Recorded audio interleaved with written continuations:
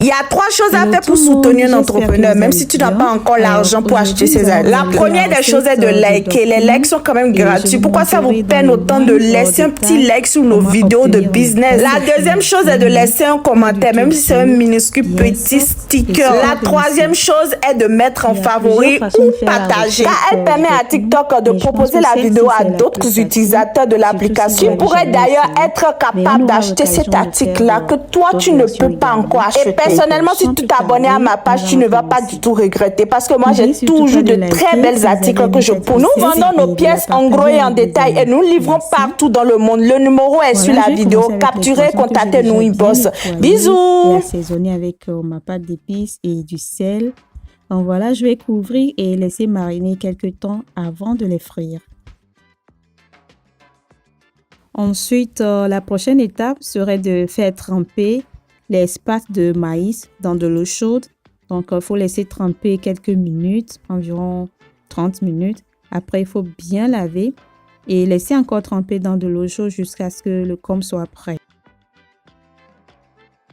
Voilà, ici j'ai ma pâte de maïs fermenté qui va servir à préparer le dokunu.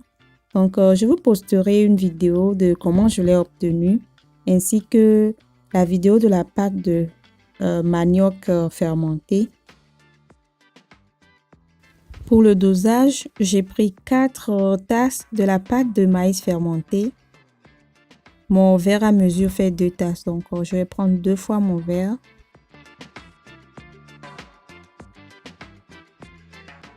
Ensuite, ici, j'ai 1 tasse de la pâte de manioc fermenté.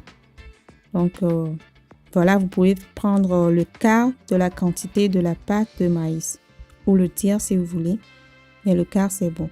Donc, mon maïs, à la base, j'ai utilisé la farine de maïs qui n'est pas bien écrasée pour faire la pâte de maïs fermentée. C'est ce que nous avons ici aux États-Unis. Donc, je l'ai versé dans le blender pour l'écraser un peu plus.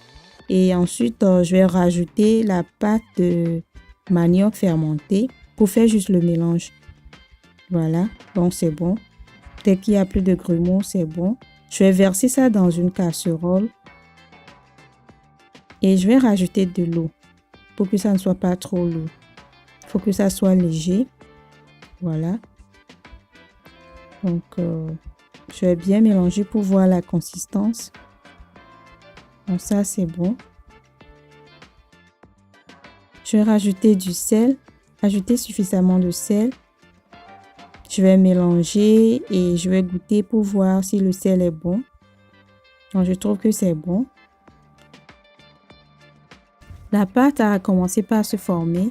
Donc, je vais tourner régulièrement jusqu'à obtenir une pâte. Voilà, ne vous en faites pas pour les grumeaux. Et